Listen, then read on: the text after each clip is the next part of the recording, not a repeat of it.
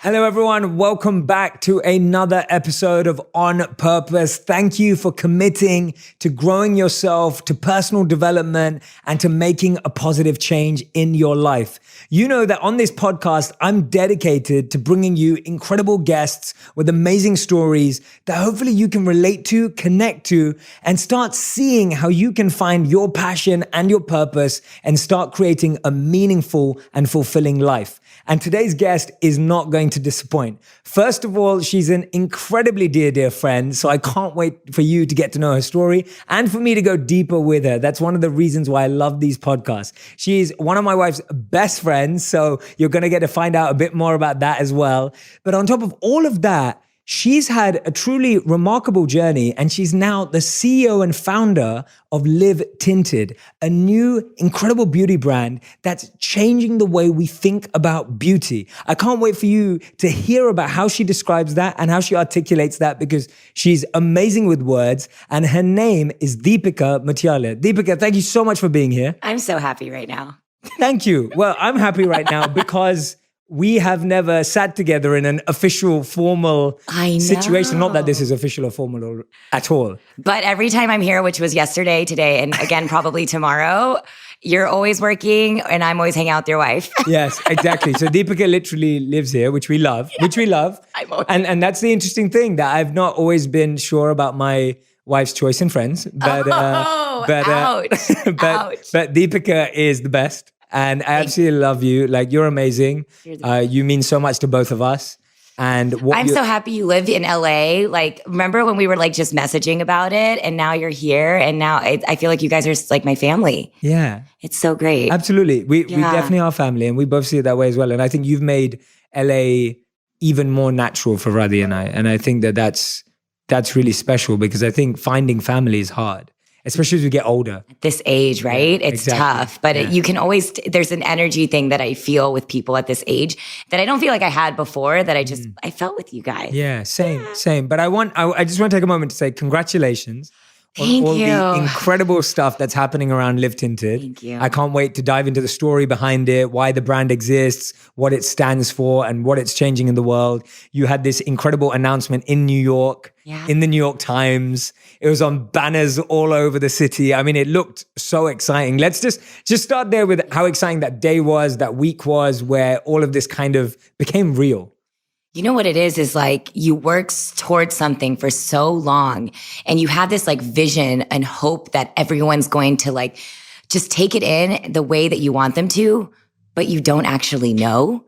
And that feeling of the New York Times, the billboard in Times Square with the words Live Tinted written there. I mean, I felt like I gave birth to a baby, and it was the healthiest baby. And it was just like, everyone was talking about how cute the baby was. And it was just like, honestly, Jay, like it made everything so worth it. And that entire process to get there was such a roller coaster that I just feel so grateful, honestly. Amazing. And that's what I want to unpack with you today, because I think, you know, we live in a world, social media world, where people are seeing all of these amazing things. Yeah. I was observing it that day and I loved it because I'm your friend and I see what you're doing. And there was such an incredible energy around it. I felt there was so much positivity, but people see that and then we forget what happened before it. Yes. And so I want to kind of go there, because you're from a South Asian background. Yes. Just like me. Yes. And the reason why I want to start there is just, did you ever think that little South Asian girl was going to build this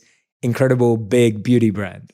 And I grew up in Texas, and everything around me was blonde hair, blue eyes, right? And there was a very specific standard of beauty I saw in the media. And my parents, who were immigrants, right, of course, from India, they had a very specific vision of what the American dream was. And for them, it was all about respect in America. And that came from education.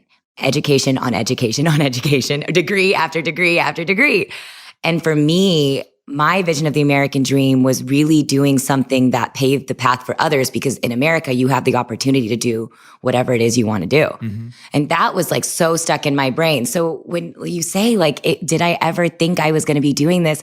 I feel like I'm one of the very few people I knew that would say like, yes, because like when I was 16 years old, I told my dad I wanted to create my own beauty brand. But the path from that to where I am now was completely different from what I could have ever imagined. But yeah, like he so badly wanted me to be a doctor.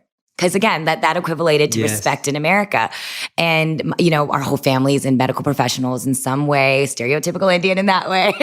But I just wanted something different. And so when I was 16, I told him that I was going to do it. But being a makeup artist in my dad's mind, it wasn't a thing, right? So it's like, how can you be a makeup artist and have respect in this country? So when I went to college, I kind of just had this mindset of I'm going to do the corporate side of the beauty industry, learn everything I can, and then go to HBS, Harvard Business School, to make my dad happy, check, and then start my own beauty brand.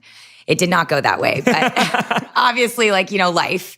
But I will say that, like, I do feel really fortunate that at a very early age, I saw beauty as a vehicle for me to express myself in a community like Texas where nobody looked like me. So I was able to, and in some ways, change who I was to fit into people around me. Like I got I wanted your eyes. You're the one South Asian, well, you and your wife are like the gene pool of like the gods who have like these unreal eyes, but the rest of us got colored contacts to look like everyone around us.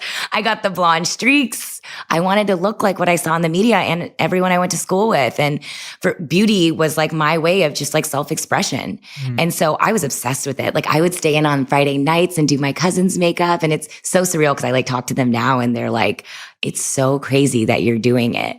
Yeah. It's crazy how it all happens, man. That's amazing. I love that. Yeah. I love that. Tell me about something you learned from that experience that has helped now. Like what was it in that traditional form of success or respect, like you said, that your parents saw as the American dream?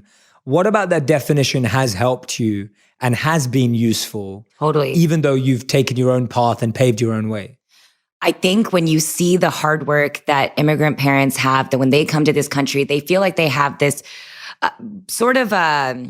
there's this like bar they have to hit, right? Like it's like if we're going to have any type of prestige and just like be taken seriously, we have to work 10 times harder than everybody else.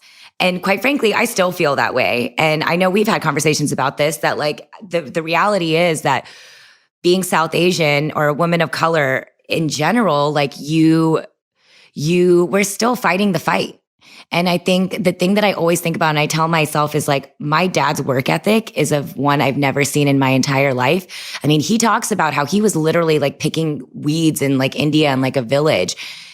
To see that and what we have today, my family, like it blows my mind. And it gives me this like feeling of like, if they did all of that for us, I have to do that 10x harder. Yeah. It gives me this like fuel and drive. That's such a beautiful point. I love that because I think so many of us can look back and be like, oh, I wasn't encouraged to do what I loved or it wasn't about my passion, but actually looking at it from the point of view of their work ethic and they did what they didn't love or they were passionate about. Exactly. With so much harder work. Like I said with my mom, it was my mom's birthday yesterday. I know I saw. And you know, when I talk to my mom about it, I'm just like, she has put in so much work, like sacrificed so much. She did stuff she didn't love. She wasn't excited about. She wasn't enthusiastic about. It's not like it was meaningful or purposeful. To provide for her family. Totally, yeah. And you know what's so sad about that? At least for me, I was so embarrassed of my parents growing up. And that makes me sick to my stomach now. I'm embarrassed of that now because my mom, she would walk out wearing like nighties and like movies and come like hang out with my friends. Our house would smell like chicken curry.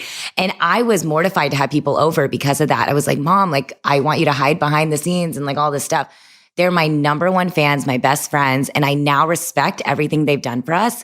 And I think that's a part of my goal with like launching this brand too, is like, I really hope kids growing up today realize how incredible parents are. Yeah. Everything they give up for us is just so insane and surreal. Like when I think about specifically immigrant parents, I feel like there's just so much that they sacrifice just for the well-being of their families. Yeah, 100%. That's so true. And I think you've done a good job though, because if anyone follows Deepika on YouTube or Instagram, you'll see that she makes lots of videos with her parents in them. And they are the best videos. Like they're so fun to watch. They're so entertaining. Yeah, your mom is just adorable. And if you haven't seen it, I highly recommend go and follow Deepika on YouTube and Instagram and go check out those videos. Because, Mama Pandu. Yeah, so I think you've done a good job. I think my mom would love to be one of my videos and I haven't got there yet. I was going to ask. Well, I want to have her on the podcast. Okay. Like that's what I'm going to do. Oh my God, that's going to be epic. Yeah, it'll be embarrassing though, because my mom is literally my biggest fan too. So even if I try and push her to say stuff about me, I don't know if she's going to go there. So, oh my God, that has to happen like ASAP. Yeah, we need to do it in London. So but let's talk about how it all started from at least an external perspective. Yeah. And I'd love for you to tell me when you started with it. But it started when you started making YouTube videos. Yeah. And your second video went viral. It did. That's insane. Like, I don't know many people who can say that. And we live in this social media space and know people in it. Like, I don't know how many people can say their second video went viral. It was like an out-of-body experience. So I was working on the corporate side of the beauty industry. So I was in the beauty game, just like I had planned, learning about the beauty industry. And I just picked up my iPhone one day and I was like, you know what? I have this like beauty tip. And the core of it, Jay, was like, I have so many of my girlfriends texting me, asking me for beauty advice. And I was like, just go to this YouTube channel and leave me alone. Please, just do it. And so that's literally the like motive of it. It wasn't overthought. I wasn't thinking too much into it. Picked up my iPhone and I just shared a beauty tip that I use to solve a beauty concern in my life. And that was a red lipstick under my eyes to mask dark circles. And because that is my number one beauty problem right now. And I think a lot of people can relate with that is, the dark circles and stuff. I have such an insecurity in my life. And so any way I could find ways to simplify beauty, I took my lipstick and I put it there and it got picked up by BuzzFeed and it just went viral. That's crazy. I mean, I woke up and it was like Vogue India, Cosmo UK, Daily Mail, Refinery 29, boom, boom, boom, boom, boom. And before I knew it, it was at 4 million views. That's insane. Oh my God. When it hit 4 million views, I got an email from the Today Show. And I was like, oh my God, I'm going to be the Indian Hoda. I'm quitting my job today. And I'm going to go be someone on the Today Show because that's how it works. That's not how it works. No. But I did quit my job that day. Wow. I had this like gut feeling in me that this was a moment in my life that I had an opportunity that it was like a 15 minutes, right? And it was like, you can take that 15 minutes and have it just be a moment in your life, or you can take it and build out your dream career. I love that. That's what I did. That's amazing. Like that's such great advice too, because I feel like it's been really interesting for me whenever I've had moments. They have always given me momentum. And that's what I believe moments are. They give you momentum. Totally. And there've been so many people who've been like, Jay, you realize that's like, you peak now. Like that's it. And I'm sure, I don't know what you heard, but it's so easy for people to be like, yeah, that's 15 minutes of fame. Every day. And the difference is that you took that and you turned it into something amazing and it's just continued to grow. You know what it is? I remember asking myself the same question. Right out of college, I had a job and I left it to go to New York City. And the question I asked myself was, what's the worst thing that could happen? And to me, the worst thing was not taking the risk and always wondering what if. Yes. Always.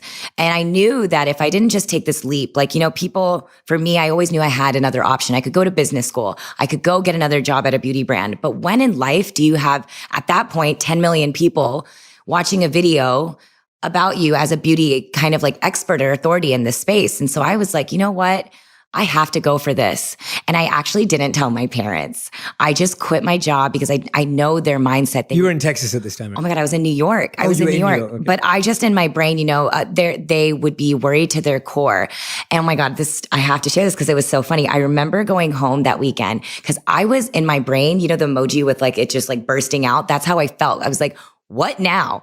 How am I paying my next paycheck? Like, what's going to happen? I had no idea. So I was like, I'm just going to go home for a weekend, hang out with my family, not tell them anything, but just rest my mind and kind of gather my thoughts. Of course, through the Indian grapevine, my dad found out that I had quit my job. It was like my cousin told his dad, who's my dad's brother. And oh my gosh, I was sitting on the couch. We were probably watching some like Hindi movie or something. And my dad was like, come into the study.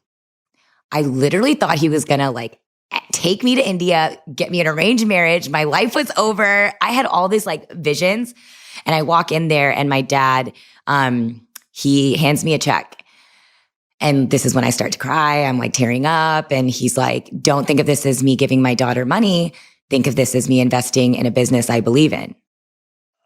Wow. Like, wow, that is amazing. That's like That is beautiful. That's so nice. Yeah. And you know what it is like me from a pride perspective, I tore up the check and I handed it to him and I was like, you saying what you just said to me. And that sort of like, just him like, he's he was terrified. I know my father, he was terrified that I had quit my job, but he knew how much that mattered to me. And that was all the fuel I needed to keep going. Wow. 100%. I love that. I can't wait to see that in a movie. Oh. That's like such a like movie moment, like just. Is it a Bollywood movie? Could be. I don't know if you want to do a Bollywood movie, but I don't. Yeah. But it's such a, as in genuine, I'm not taking away any of the energy from that moment. I just mean like, that is incredible. Like that's such a, I want to hear, and I know we have conversations like this all the time. And so anyone who's listening or watching right now, me and Deepika talk about philosophy and thought and wisdom all the time. So I know that you're very reflective and introspective in the way you kind of go about life, and everything's very intentional and focused. Take it back for someone. Let's say there's someone who's listening or watching right now and they haven't had that 10 million moment yet, right? They've not had that moment. Yeah. Talk to me about what would be some of your thoughts for them as to how they work towards getting to the point, not the 10 million moment, because I don't think that's the important thing here. Yeah. I think the important thing here is you saw that as a moment to quit your job and go all in, or you saw that as a launch pad or a stepping stone to get closer to what you wanted to do. Talk me through how that person should be thinking about when that's right for them, because I think timing is just so hard to understand, but also important. It is. And I don't want anyone listening to this to think that like the viral moment is what you wait for. Right. It's not predictable, and it's not something that and that's why it happened for me, right? I wasn't predicting it. I wasn't strategizing it. I was just sharing a valuable tip that I felt like would help other people's lives. And so for me, when I think about how other people can go for that dream moment in their life, there's actual like real advice I can give around like, I didn't just take the leap and go, right? I made that initiative to start that YouTube channel. I picked up my iPhone, so I didn't make the excuse about like, I don't have the fancy equipment. I didn't make the excuse about I don't have time because I did it on a weekend. And I didn't make the excuse that like, I don't know anything about YouTube or whatever. It's called Google. I figured it out. When you take those layers back of all the excuses, right? Because that to me is the biggest reason that so many people, including myself at points in life, right, didn't just start something. And for me, the biggest thing is you just have to start. With my YouTube channel, I didn't know anything, but I just started, and it didn't matter, and it worked. Yes. And it was because I didn't overthink it. And I didn't just quit my job. I had a momentum that made me quit my job. And that momentum came from me just taking that moment and making the time and not making excuses. And so for me, I think like whenever people ask me like, what advice do you have for somebody that's trying to like go for their goals and dreams? It's like, just cut out the excuses. If you want this bad enough, you need to figure out a way to make it happen, and you will find a way to make it happen. And you've got to get that noise out of your head, right? Because like, I don't know. I would love to hear what you do. Cause like in my brain, there's so many noises. I'm like, okay, what if this? What about this? What about this? What about this? And you just got to cut all that noise and just be in the moment and be like, but what if you didn't do it? Yes. Then what? Then what would happen? And so I always say, always find a way to do that step one without taking that huge risk. Because you're already taking a risk by doing even that step one, right? And that's the hardest thing to do, that step one. Yeah. But once you do it, and that for me is like, I felt like I tested it while I still had a job, because that's the scary thing. It's like, how do I quit my job and just go for my dream? That's like an easy thing to say out loud, like, oh, when you hear it now, right? But in the moment, it's like, I didn't just quit. I had this momentum happening. I had built a Rolodex of network and a contacts for the past 10 years in the beauty industry. And then I made that happen. It was all one step led to another that led to another. It's never overnight. Whoever thinks it's overnight because of social media and all of that BS, it's a lot of hard work. And you and I talk about that a lot. Is like, it may seem like it because of a viral video, but before that viral video was 10 years of hard work in the beauty industry that made me confident enough to quit my job and go do this full time. Yeah, I'm really glad you brought that up, because I think that the amazing thing about your story is you were already aligned and committed to beauty. So it's like you were gathering these skills, which is why now when you're a CEO, it's like you were gathering skills from inside the industry. Yes. So you were learning about it all the time. It wasn't just, oh, I made a video and now I understand beauty. It was not how it works. Exactly. And it's like, I understand beauty from a business perspective. Yeah. Now I've had a moment that's helping me gather more contacts, more networks, etc. But I've actually built that already. And I think that's awesome advice. And the second thing you said there is you were using your time on evenings, weekends, whatever it was, to do all the other stuff. And the funny thing is, that's so parallel to where I was at too. Like, it was the same thing. Like, I was working my day job and I knew I wanted to help people more. And so I started making videos, and that was it. Like, I still don't know how to turn a camera on. right? Like literally, I'm not kidding. Adan can testify for this. Wow. I have no idea because I've always wanted to be someone who can focus on my strengths and play to those and have people around me who can play to theirs. Yep. But I love that point that you're making. Just, it's not overnight. No, it's not that. And 10 years in the beauty industry is why that moment. This is the beauty of it, actually. So I'm having this, and I'm saying this for Deepika because she's so humble she won't say it. But it's like your 10 years in the industry is what means you can actually capitalize on that moment. Yeah, right? You're totally right. Like if you don't have that 10 years, even if you have that breakthrough or that moment, it can disappear or you won't know what to do with it. Totally. Because that work hasn't been there. You're so right. Actually, I've never actually thought of it that way, but that's exactly it. Because when I quit, I was my own assistant, my own lawyer. I was my own lawyer, which is kind of dangerous, but I was like my own manager, agent. I remember I just literally emailed 250 people in my email database. And I was like my fake assistant. I had an assistant at Deepika email. It was a full fake it till you make it game, right? And I was like, she is now a beauty influencer and she's doing this and she'd love to work with you. And for every 250 emails, I got maybe 3 replies. Yes. But those 3 replies led to one job. And that one job, they asked me my rate. I threw out a number and they were like, okay. And I was like, oh, I could have like 3x that. And then you just learn from that and you go to the next thing and then you go to the next thing. But I just learned and I taught myself that, but it doesn't, I truly believe that because of being at these other beauty brands, I was able to leave and feel really confident about getting jobs as a beauty influencer. It wasn't guaranteed. And it took a lot of hard work and a lot of, to be honest, like I'm so extrovert. Do you consider yourself extrovert? I do overall, yes. So overall, I do too. And for someone so extrovert to just be going from a place where I was working in an office with all my best friends, I had a roommate who I also like. I had a roommate. I didn't live alone, and I was dating somebody. And at the same time, I was single, living by myself, and working for myself. And so I was just by myself all the time. I mean, for somebody that's that extrovert to go into that, it leads to a really, really, quite frankly, dark place in your own mind. It really did. I remember there was days I didn't want to get out of bed. But then the days I did go out of bed, I was like going really hard. But you have these roller coaster of emotions. And I never, to be honest, then I never showed that stuff on social media. I was too scared. I was too nervous that you had to be a certain type of way. I had to look a certain type of way. I had to have a certain type of confidence and fake it till I make it kind of thing. And such a core part of what I want to do now with Live Tinted is take those barriers away and show the raw, real story of it is not easy to build a beauty brand. Nobody just comes to you and hands you something. You have to work for it. Yeah, absolutely. I love that. I think anyone who's listening and watching right now is going to just listen to your story. And I'm hoping that as you're listening and watching, you're recognizing just how much hard work goes into it. Yeah. And I want you to, I was actually having a really interesting conversation when I was working out this morning. And it was me, my personal trainer, and another trainer. And she was talking about how she'd been doing something for 15 years, the art that she wants to work on.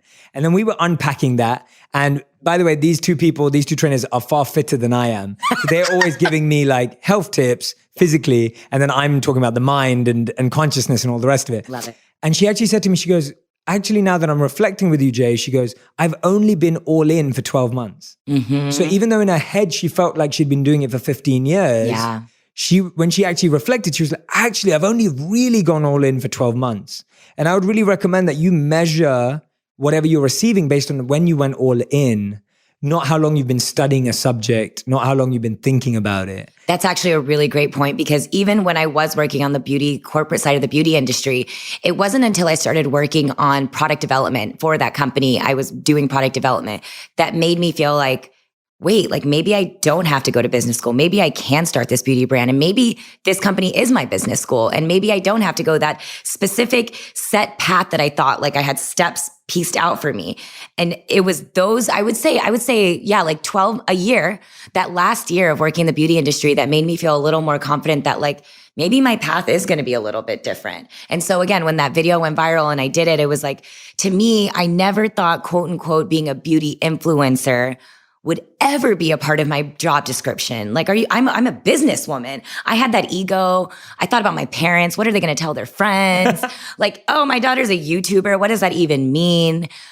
I every moment of the experience of being a beauty influencer had to happen for me to be able to build this, what Live Tinted stands for today. I love that. It's all steps, it's just like one by one by one. Yeah. And we have to see it that way in the sense that and I'm sure you can, I'm listening to your story right now and I can see so many parallels with mine. I know, I always feel that way whenever we're talking. Yeah. And I'm literally going right now, I'm like, there were times when it looked like everything was falling apart. Yeah. But I had to go through that. Yeah. And I had to go through every one of those. And I wouldn't be anywhere close to who I am as a person or where things are for us without all those moments. And I think you're so scrappy in the sense that, like, I was just talking to your team out there and they were saying how if everyone was gone and it was just you still doing this, you would be just as successful because you've done it before by yourself. So you would make it happen anyways. And I think about that. I'm like, yes, now I have people on my team and they help me grow quicker and stronger. And I feel mentally better. And I now take care of myself because I have that support system.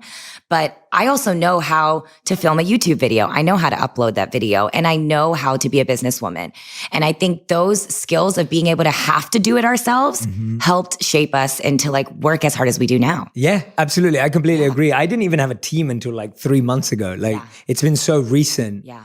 And people are still surprised that I do all my Instagram comments and I reply to everyone. I also don't get that, by the way. And I'm like, all my Facebook comments, like it's me. And I believe that if you want to grow something, you can't outsource it. Yeah. Right? You just can't. If you truly want to grow something, totally, you can't just give it away to someone. Yeah. Right? You have to be involved to some degree. Of course, you can have a plan and you can have a team and you can have agencies. But I know that a lot of people have this belief that when I find the manager or the agent, my life will be solved. Absolutely. And I felt that for a long time. I used to look at people being successful. I used to think, oh, they must have an amazing manager. They must have an amazing agent. Totally. And all I can honestly say, and I think Deepak is highlighting this too, which is what's inspiring me to say, is just that you are your best cheerleader. You are your best support. You are your best everything. Don't rely or hope to find someone who's going to save and change your life. And that will never change, no matter how successful you are. Right now, I'm going through the fundraising process and you have this mental, and our mutual friend, Payal Kadakia, she obviously went through it too. And she told me, like, this doesn't change your life. When you get fundraising and you get investors involved, that does not make your life easier. It quite frankly complicates it all. And I think that's important for people to hear because there's this glorified idea you see, especially right now, women in tech fundraising. And it's like, wow, she raised all this money. It is a beautiful thing that finally women are getting to do that. However, what I've now learned through going through this process is it adds more voices, more responsibilities, and it doesn't mean that you have less to worry about. It has more people you have to answer to. So I think something I'm learning is now my job has just shifted from growing the team rather than like me focusing on doing the work. But what I think we both probably have problems with this is like letting go and letting other people do it. But I think you're so right. There's some things that I will never let go of. Yeah. Ever. Yeah. And that's important. Of course it is. It's you that's building this. And I think anyone who lets go of that is letting go of, I think, the strongest strength that a business has. Absolutely. So now tell us about this. You have this incredible life as a vlogger, a creator, a beauty influencer. Yeah. But for you, you always wanted to do more. And I don't mean more in terms of better because people are happy doing what makes them happy. Yeah. But for you, it was always about business. You were always a businesswoman who became an influencer, but really had set your sights on being the CEO of this incredible brand. So tell me about that transition of moving away from this amazing thing you've built that's already working and it's already going great. But then you saying, no, I actually want to create something that's going to shift the culture, because that's what I think you're doing with Live Tinted. Thank you. Like you're really trying to shift culture and break down barriers and change the way things are perceived. So tell me about that transition. I still remember being 16 and going down like a drugstore aisle and seeing no beauty products that worked for me and no women that looked like me. And I think that it's crazy. You have these flashback memories of your childhood. That's one that I will never forget. And I think it still lives on with me today. So when I quit my job to go be a beauty influencer, and this is going to be hard for people to believe, but in my core, it was nothing about the fame. And quite frankly, I am so excited that with Live Tinted, I get to be more behind the scenes and stuff. But it was the idea that I got to finally be the face of beauty brand campaigns so that girls growing up today are finally seeing their face in it. Like a L'Oreal commercial, a Samsung commercial. It's like, I never saw a brown girl on the TV. So to be able to build that, I think was a part of my goal and path to get to a place to change representation in the beauty industry, to see faces that I no longer saw. Because even within women of color, thank God we're finally seeing more African American women, more Latina women. But what about everybody else? There's all these people in between that still need representation in this industry. And I felt like I fell into that too. So my goal really as a beauty influencer, and I use the quotes because I think there's everyone I know that's a beauty influencer, there's so much more to it. There's so much hustle and grind and entrepreneurial spirit than I think people realize when they just see that one YouTube video. And I think for me, it was all about changing the faces that you saw in the media. And so that's what I was doing really for the past 3 years. But then it got to a point of, when is this brand happening? And how is it going to happen? And what is it going to look like? And if I didn't do the beauty influencer thing for 3 years, I think I would have built a much more niche brand than my goals and path and passion for building Live Tinted. Wow. And I'm so happy about it because just like you said, to me, Live Tinted is a movement first. First and foremost, more than anything, our goal is to change representation of beauty, the faces that you see in the beauty industry. And I feel like we're doing it, man. And it feels good. And I think the biggest reason of launching this, when I first started, everyone was like, why don't you just call it Deep Beauty and launch a color corrector and make it all about you and like brown girls? And there's a few reasons why. For me, it was time to build something bigger than myself. And it wasn't about just a singular voice or a singular culture identity. It was about building a home to showcase a whole range of women, a whole range of skin tones to say, I can be exactly who I am and feel great about it. That doesn't mean that wearing makeup makes you less of like a person that feels that way. It's more of, to me, the beauty products are just a vehicle for us to share our message, to make sure that inclusion and diversity is just the standard in the beauty industry. It shouldn't be like a campaign, which is how it's being treated right now. Yeah, that's so interesting. It shouldn't be a campaign. It shouldn't. Yeah, because what would that do? If it was a campaign, what are the negatives of that? It's strategic. It feels disingenuous and it's not making real movement happen. And there's a lot of brands that you can see capitalizing on that, which it doesn't bother me because at the end of the day, at least there is a token brown girl now, right? That wasn't something that happened before and we need that progress. Better than nothing. We need that progress. So even though, you'll see the one brown girl in things and the one brown guy in things, that didn't exist before. So at least that's step one to get to a place where this is just normalized. And so that's how I feel about the whole thing in general. But I think when I launched Live Tinted, it was so important. We launched in 2017 as a community first. And while we were doing that, we just used the community, we listened to the community to help us think through what was the first beauty product we were going to create. And it was truly made by them for them. And it just is so crazy, Jay, that what they asked for when we asked what your biggest beauty concern is was dark circles. Wow. So it was such a full circle moment for me to go back to my red lipstick video and it all happened. It was like, there's clearly still a need in the market for this product. But again, for me, the product is so secondary to what we're doing, like with the campaign that we launched 3 weeks ago, which is so crazy, how all this is happening. But, it was about no Photoshop. That's not something you see in the beauty industry. Like when people look at Instagram and they look in magazines, I don't want people to feel the way I did growing up where I felt not good enough the way I was. I mean, I definitely went through the whole thing where I starved myself and changed things about myself to look like that. And so my whole goal with Live Tinted is to just let people be themselves and make that a place that's like celebrated, And I think the biggest thing we say about Live Tinted is that we're a multicultural community because if I were to just make this a brown girl brand, like everyone was expecting me to do, how is that really creating progress in the space, right? Like for us to really be integrated into the larger world and make this a truly inclusive brand, we have to be speaking to every ethnicity. Totally. We have to be talking to each other. And I think the biggest thing I spent the past year before we launched this product for Live Tinted was educating people on different cultures, different backgrounds, because I feel like the more you learn about other people's cultures, the more you're able to, I guess, like understand each other. Like when I think about, for example, we talked about like facial hair, which is something a lot of women have. I hope someone out there can relate with me and it's not just me. But when we spoke about it, all these women from all different backgrounds felt like they were chiming in. A Latina woman would chime in, Middle Eastern and all these things. And I was like, wow, this community is so much bigger than I even expected it to be. And it all organically happened, which is the most beautiful thing, right? Like, I think when people try to force something, you feel it, other people feel it, and it just naturally happens. I mean, I just think that's the best way to do everything in business and in life. I love it. Yeah. Yeah, 100%. And I'm so glad that you've built something community first. Yeah. And I remember one of my mentors in business would always say, like, build community first, commerce second, like always.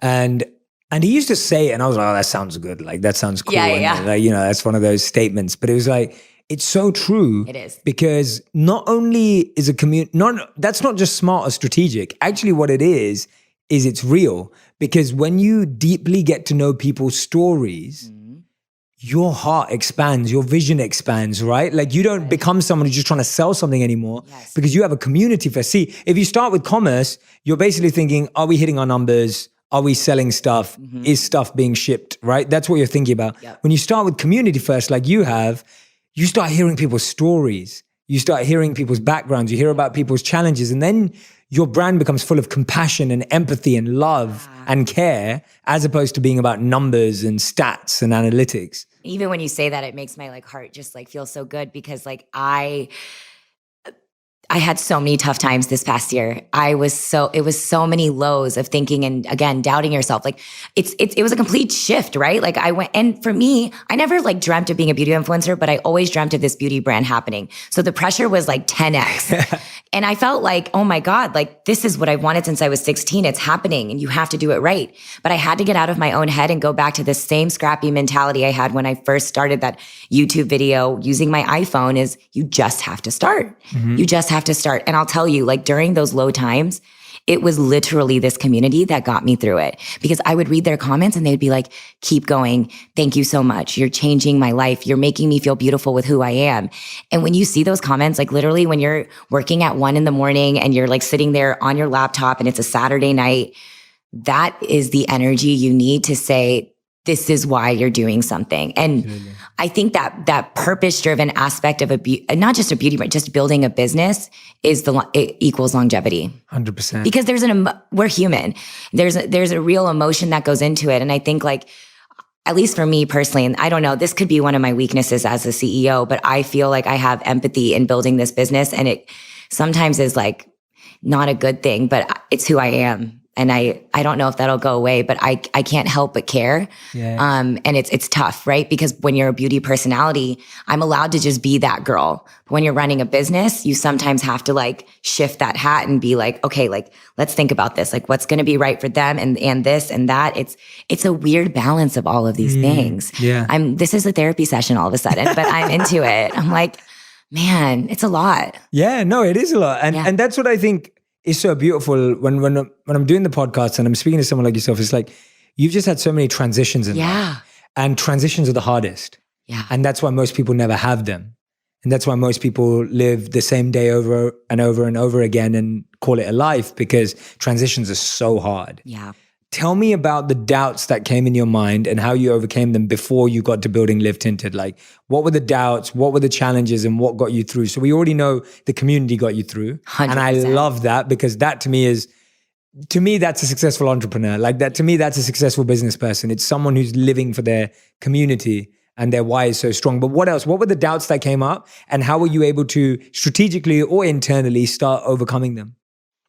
I think I had to tell myself, you have to sometimes give up the good to get to the great. You know, like I actually like remember writing that out and like writing out like things were just going in sort of like a hamster wheel as an influencer, right? Like there was deals coming in and beyond the deals, again, like I felt like there was everything I wanted to achieve out of being a beauty influencer, you know, that had happened, but it's comfortable.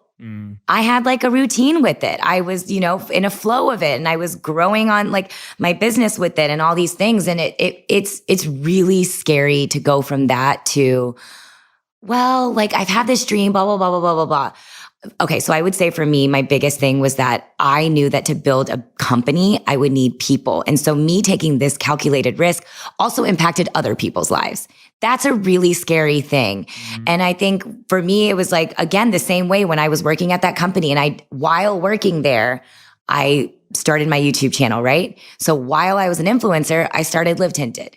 And that's the way that I've always built my career, is like, do a little test. It's almost like, like just test it out, see how it goes. And that's how we launched Live Tinted, as like with the hashtag. I literally just put on my Instagram story. This is how scrappy I did it. I thought I was going to do this whole plan and like make this beautiful grid on Instagram, right? And then I was just like, you know what, Deepika? I just put hashtag Live Tinted and said, if you can find a deep skin melanin South Asian woman, tag hashtag Live Tinted. And within minutes, 200 people had tagged women all over online, because I couldn't find a woman that looked like that on the internet. How crazy is that? Whoa, no way. Isn't that wow, insane? That's crazy. So I just asked the community to do it. And then I was like, you know what? Let's just launch this page. So that was my way of testing it out, because instead of just trying to think of like, and I think that's the biggest thing we all get into our heads, is this perfection idea. And when the second I stopped thinking about that or caring about it, we just launched the page and it just started to organically grow. So instead of like placing that big order for that beauty product and right away saying I needed to start this beauty product, I started an Instagram page. Yeah. And I just started a hashtag, and, thousands and thousands and thousands of people have been using the hashtag as a way to identify themselves and tell their personal story about their identity and their culture and where they come from. And that, to me, helped me shape what product and what I wanted to launch from a business side. Yeah. But in the beginning, it was just about trying something out. Yeah. And I think that's the only way to do, for me personally, it's not the only way to do it, yeah. But I think it's the way that you kind of go into it with a little less fear. Yeah. Because it's scary. It's still scary. Yeah. Every day. I love that, because I always say that all of my content is 75% complete. Oh, it's just everything. This podcast, everything on Instagram, every video I've ever made is 75% complete. And that's crazy, because I bet everyone watching is thinking it's 150% complete. And it's really not. From my perspective, I know everything I could have made better about each one. Yeah. But if I tried to get to 100, you wouldn't know who I am. Because I think that's the block we all live in. We try and go from 75. Now, it shouldn't be 50, right? You don't want to put something out at just 50 or 40. Yeah. But you want to get to a place where you are removing that fear, because if I waited till I got to 99 or 100, I'd never release anything.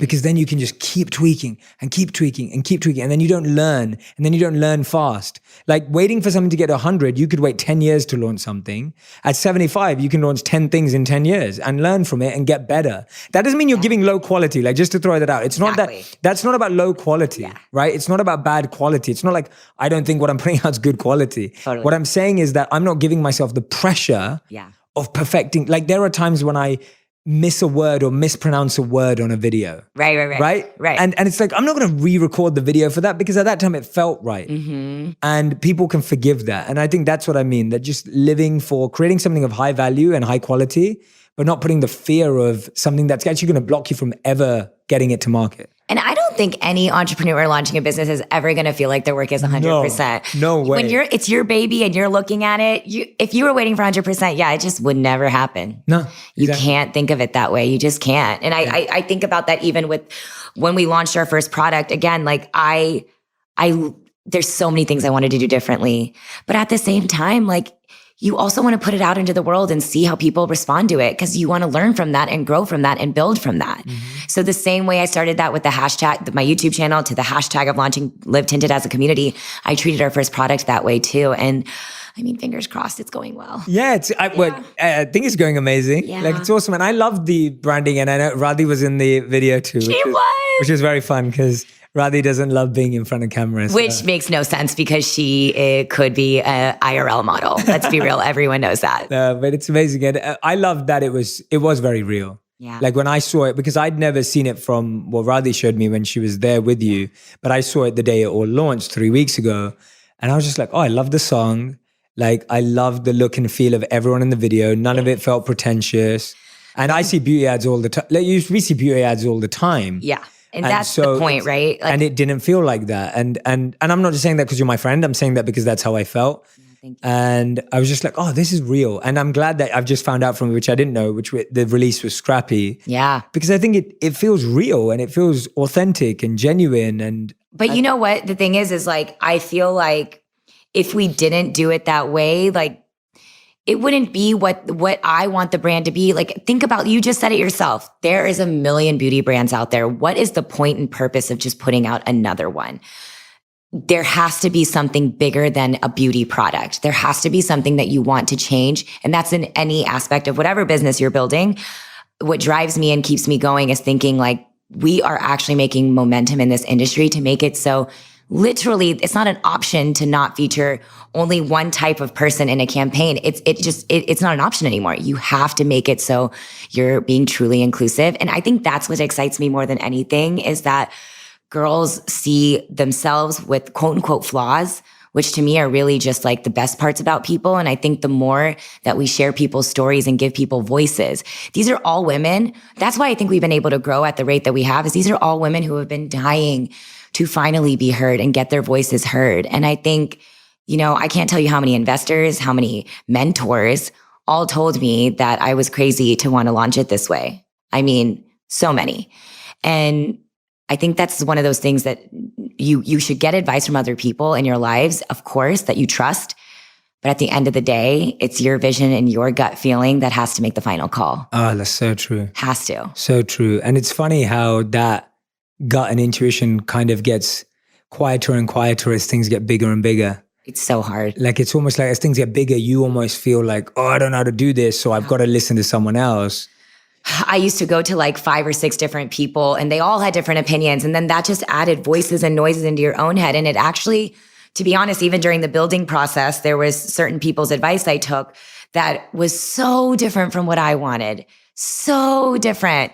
I am so glad that before we executed and launched, I had like a mentor snap me and say, where's the Deepika in this brand? And what she meant by the Deepika is that where is the bubbly personality, the fun, the vibrancy, the girl that people have been following for 3 years who now wanted to launch something bigger than herself. It's so easy to lose yourself. And that's what happened with all the voices and noises in my head. And I think when I had that person, thank God, like snap that into my brain, I just remembered, wow, I want this to be a brand that's about happiness and people to feel like just like positive and good, because the beauty space can be really isolating. It just can.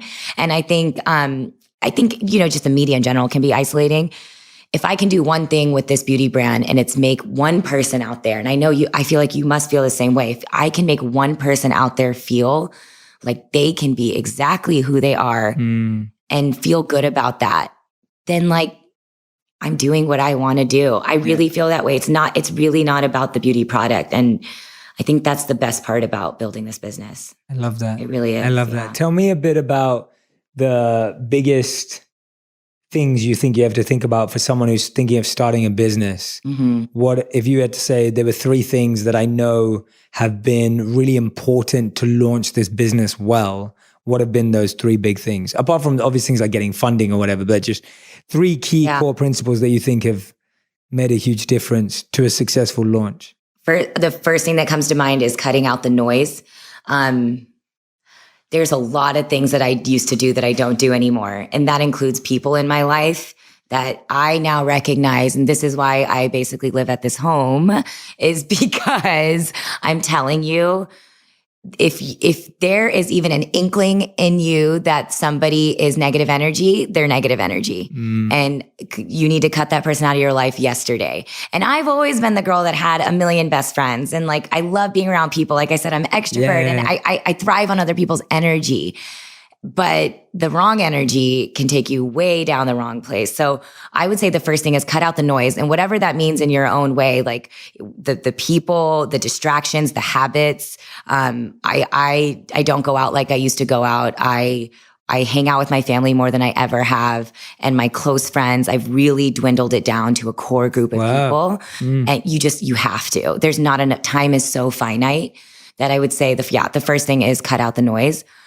The other thing I would say is, I think the whole being scrappy thing is something to emphasize. Like, I would say like the whole making a business plan thing, I personally don't believe in that, because to me, my experience the past 10 years, I think, is a business plan. Like, I don't think you have to put pen to paper in that sense of like, I was always taught that. Like, I was like in undergrad, I was a business major, and it was like, create this like formalized business plan, blah, blah, blah, blah, blah. I think that that's just like, there's a difference between brainstorming and doing like a whole like whiteboard situation versus like anything of that like fanciness. Yeah. Be scrappy. Just put things out there, see feelers, do tests and see what happens with that, you know? So I would say, yeah, cut the noise and be scrappy. And maybe I would say like support system, which kind of goes into like cutting the noise. But I can't emphasize that enough because, and that for me, it was my community. But whatever a support system is to you, it is so crucial because whatever you see online, don't believe it. It is the toughest journey you'll ever go on, but it's the most rewarding journey you'll ever go on. And it is so worth it. Yeah. But I wouldn't have gotten through it if it wasn't for my support system. I still, every day. Yeah.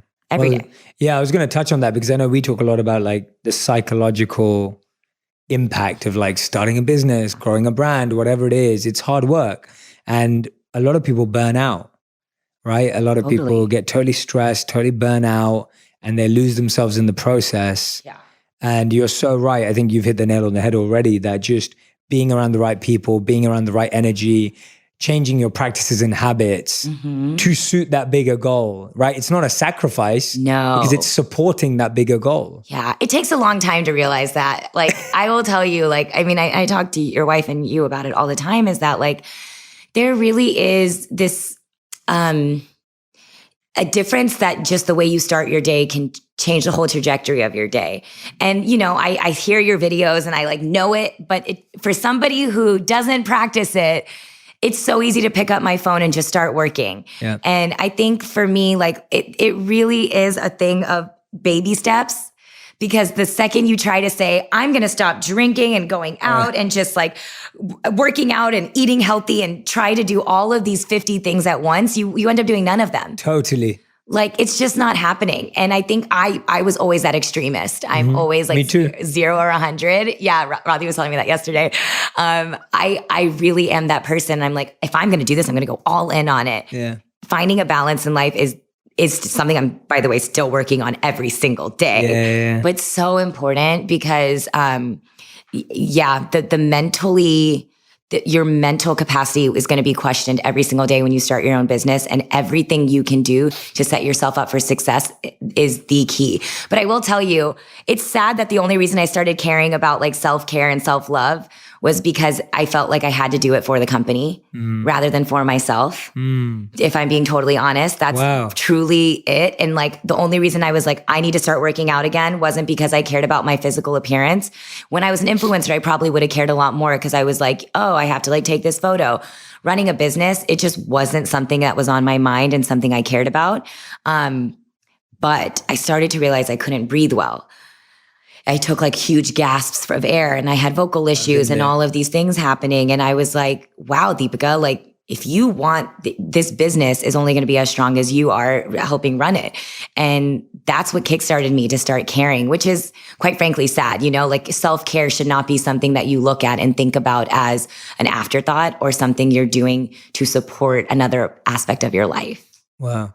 But that's it's the really reality powerful. Is how I felt. I think that's how all of us are. I think we all start taking care of ourselves when we're hit with an external challenge or pain. We're so bad at that. Like we're so bad at taking care of something while it's here, while it's there. You know, we're waiting for something to go wrong or some big alarm bell to sound. And I don't think that's you. I think that's all of us, me included. Yeah. And I think all we can take that as is now that you've recognized that, you're now moving it back to, actually, I'm not going to do this just for Live Tinted. I'm going to do this for me. And that helps Live Tinted because Live Tinted is a part of me. I think self-awareness is the biggest thing that I've now, I feel like because I recognize that, like you just said, I'm like, you know what? That's step one. And I took that step one. So don't be so hard on yourself, Deepika. Like, it's hard to not though. It's this feeling of, you feel selfish doing self-care, but quite frankly, that's just not how it works. Totally. It's a part of sustaining yourself. Yes. And it can't be looked at that way. And, you know, even for social media, like I felt like I could never show myself getting a massage or going to, it's two ways. It's like at the other side of it, it's like, I also just want to turn off. Yes. And I need to give myself that moment to turn off. And now I've learned a tip I give myself. And I think this is important for everybody, even if you're not doing a career in the social media sphere, I still think giving a day off is just so important. 100%. I give myself a Saturday. So on Saturdays, I never feel like I have to do anything online. Amazing. It's just like the world is not going to end. No.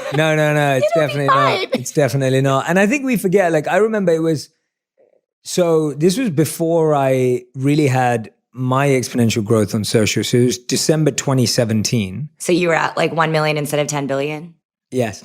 Got it. Okay. But I was there and it was December 2017. And I remember I took the whole month off to be creative in the sense of I didn't put anything out. So I didn't release anything in December 2017. That's amazing. Because I was just like, I don't think I'm going to be able to put out my best work. Yep. I don't think I'm going to be able to be truly impactful and help anyone if I'm not giving myself time and space. And I think that applies to products. I think that applies to videos. I think that applies to anything. Like you grow in time and space. And we see taking time and taking space as a defect. Totally. Right? We see slowing down as a defect. Yes. When actually it's how we're built. Right? We need space to create space for creativity. Creativity can only work in space. It doesn't work in noise. Right? You never have your best idea when there's a million things on your to-do list. Like, my God, that's so true. You just don't. And so I feel like we need to start also recognizing, and again, this is just step one, that space facilitates creativity. Space facilitates you to perform better. No one can go from event to event to event, from meeting to meeting to meeting, from pitch meeting to pitch meeting to pitch meeting, and perform at the same level without taking a break to refine their skills, to take a pause. And I think we have to start recognizing that if we want to move forward, we have to press pause, right? We just have to press pause. I remember there was a moment where when I was doing YouTube videos, I felt like I was supposed to post every single week one video for the algorithm and like, oh, it'll help me grow quicker. But my creative and all of that stuff that you just talked about wasn't there. And you could feel it in the videos. I would still put them out because I felt like I had to. And people felt it. And, I saw it in the comments and I saw it. They were like, okay, this doesn't even feel like you anymore. And quite frankly, I hit a cap where I didn't want to make makeup tutorials because in the beginning for me, making makeup tutorials was again, me helping a girl out there see themselves reflected online. But by the end of it, my heart and soul was so into building this business and giving an opportunity to other girls to be the faces on YouTube and whatever social media. You could feel it in my work. You could tell when I put out a makeup video that I didn't care to. And it's because it's not where my heart and soul is at. It was never to be the face. It was to create that platform to give other people that opportunity to be the face. Yeah. That's really where it was. But it's crazy how you can't fake that. Like if you put it out into the world, it is awesome because that's again, the community that it was great that they called me out because it made me check myself and it pushed me to go towards building the business I wanted. Absolutely. What's been the hardest thing about becoming a CEO? Because I feel like, it's a big, steep learning curve, which you're doing at an accelerated pace. Tell us about taking on that role and what have been the hardest parts about it and how you've navigated that. You see all these like quotes about being a CEO on like Instagram and it sounds so cool and glamorous. It is. Everyone listens to you and everything goes to plan and you're the boss. And when you have a tough day, you feel like, who do you go to talk about that tough day? Because when you're the CEO running the company, you're supposed to be the one that has it all together, right? But at the end of the day, we're all human. And I think for me, and I think this is why it's so great that the startup culture has like cultivated this, you don't have to have it all together. And I think that vulnerability of being able to show that to the people in your, whether it's your family, friends, or your employees of like, I need a day. Or you guys like, I'm not okay today and I just need that moment. I don't think I'm grateful that I've at least experienced that with the people that work for me now, where I can show that a little bit of weakness because I think like nobody's a robot. And if they are, then I know I wouldn't want to work for a robot, And I think that human aspect has made it easier, but I still feel this insane amount of pressure to deliver better and better and better and better. And like, no matter how much people tell you to stop and like soak in that moment, like Deepika, you guys launched and everyone's so happy and excited about it. I still think about, we have so many more lives to impact. We have so much more goals to hit. And I'm always thinking about bigger, bigger, bigger. And again, it's not from a business perspective, but from a, just like the that's exactly it. The impact that we want to make. So it never feels like enough. And I consciously am trying to make like those moments to sit back. And usually it means going home to my family who really just, they're so proud of me, but they also know like when I'm home, I don't want to talk about my job. Yeah. I just need like a day to like myself. And I think that's so important because I don't feel like I can shut off except for that one day. And so I think like being a CEO I think it's so important people recognize that responsibility is heavy and it's massive. And the fact that, and I said this earlier, but it's so true. The fact that any decision I make not only impacts my life, but in fact impacts other people's lives is so much heavier to like hold on your heart. Because even though like if I make a mistake and I have to deal with the consequences, that's one thing.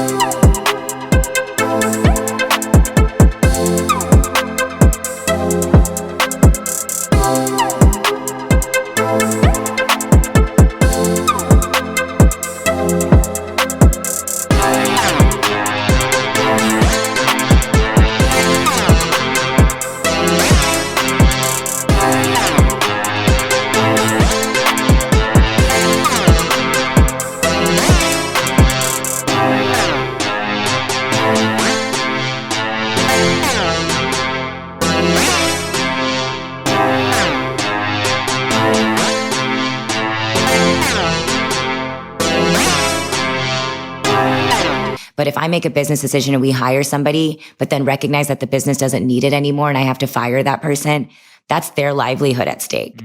So I think it's really important that if you decide to start a business, you really recognize those things that I was saying earlier about having that emotional support. You really cut out the noise and you really just make time to think about what it is that you want to be as a leader, because I really did have that moment. And I was like, and that's why I was saying earlier, I was like, I feel like I'm allowed to just be myself and show my weakness. And hopefully the people that work for me see that as something where I'm kind of just like letting them recognize that like this business is more than just a business.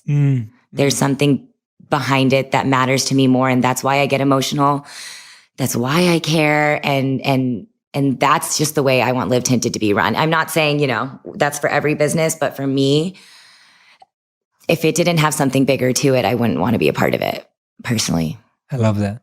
It's awesome having you on the podcast because it's so much about purpose. And I really feel when I'm listening to you that it's a purposeful brand. Yeah. It's a purposeful movement. You're a purposeful person. Like you're living on purpose, and it's totally. And I think that that's the difference between what wins and what doesn't, and what's also fulfilling and what's not. Yeah, because I think that a lot of things can win in life and succeed, but they may not fill you up with meaning and happiness because it's not linked to purpose. I think you and I have both met people where we've met that they have what externally looks like everything. Everything that you think somebody wants, and they still feel empty inside. And for me, when it's all said and done, when I think about what footprint I want to leave on like the world and what I want to do. And this is, I've had so many people say to me, like, it's a beauty brand. You're in the beauty industry. When investors, they're like, but it's makeup. Yeah. And that's when I walk out of the room and know that they're not the right partner for me, because it's not makeup. It's about making people feel good about themselves and who they are, and giving them that confidence to walk out the door and feel like they are complete. I love that. And I don't think that, for me, again, this is just having that like footprint and leaving that footprint. I think everybody wants to figure out what their version of that is. And that's when you feel fulfilled inside. And it's, don't get me wrong. I mean, listen, like, I'm not going to sit here and preach this whole thing of like, I worked hard. I am working hard, and I do work hard, and I feel proud, and I have goals. Like, I want to one day buy my dad. Like, he got me, I think back to this. And like, when I was 16 years old, my father drove a Toyota Camry. He was working overnight shift after overnight shift. And, in a family of doctors, he's the only one that's not a doctor. He's a lab tech. And now that I understand money and the financial responsibility that he had on just that salary supporting our entire family, it blows my mind, because I was a brat. I wanted that Abercrombie and Fitch shirt. I wanted that blah, blah, blah.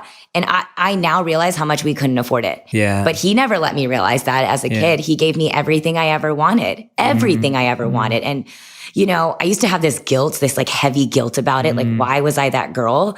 I was such a brat. And now instead of feeling that guilt, I just think about how I can pay it forward to them, but to other people and hopefully one day my kids. I mean, it's just one of those things. And I think that's why I'm so proud of the culture and the background I came from and wanting that to be a part of the Live Tinted brand, because I used to not be proud of it.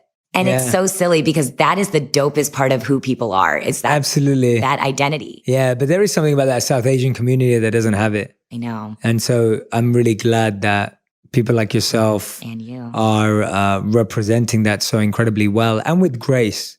And I think that's very important. I think representation is never a matter of ego or competition. It's a matter of grace. Yeah. And like accepting and valuing others and recognizing everyone's value, everyone's beauty, and that's what you've done with the brand, which is just unbelievable to see. So thank you for doing it. Is there anything that I didn't ask you about that you wish I did? No. I always ask that because I always want to make sure that you got to embody the message you wanted to share. No, I mean, honestly, like I feel like it's just having a vulnerable conversation. I feel like we did. Good. So we do end every podcast with a final 5.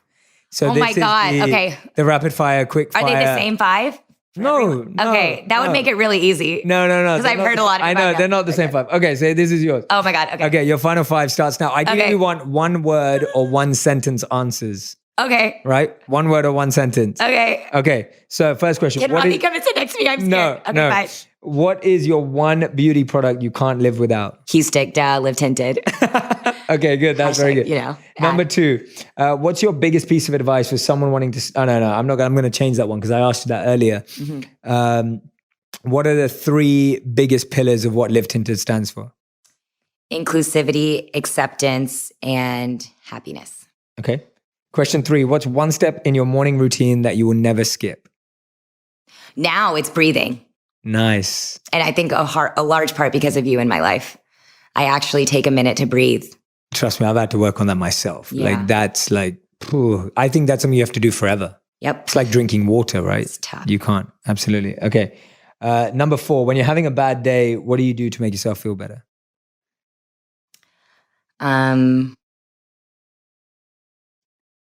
What do I do? I'm working on that now actively. Hang out or be around somebody I love. Okay. Awesome. That was not a word.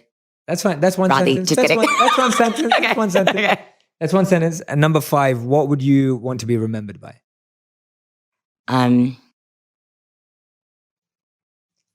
want to make an impact, and I want in whatever way that means. And I want if the legacy of Live Tinted is that we've somehow evolved the beauty industry to be more inclusive, I feel like we've done our purpose. I love that.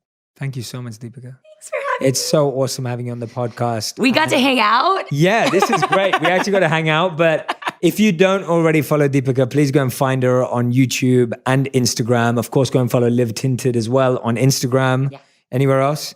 Yeah, go to our site. Go to the site, livetinted.com. Yeah. Yes, no, say it. Yeah, It's fine. livetinted.com. Yeah. Yeah, livetinted.com. I'm sure there's so many of you out there that are listening or watching right now who are thinking, I need this makeup in my life. And more than that, again, like I didn't say this as one of the 3 words, but I should have. It's community. And it's like you really can learn and see other people in this community and see what products they love. It's not just about our products. We have a whole platform for other people to see other people's products because I think that education is it's important and fun. yeah, well, one of the biggest reasons I wanted to do this with you now, Deepika, is because I want to have the same conversation with you every year as you go and build this brand. Yeah, that'll be interesting. I love seeing my friends like yourself just start incredible ventures with so much purpose. And I feel so grateful that the community of friends we have here is so purposeful. Amazing. And so deep. Yeah. And I just want us all to support each other. And I think it's so important. Like, I want to look back on this conversation 10 years, 20 years from now. Gosh, it's going to be crazy, right? Yeah. And for all of us to just be like, oh my God, do you remember when we were just trying to do that and you were starting this company and I was doing this. And I want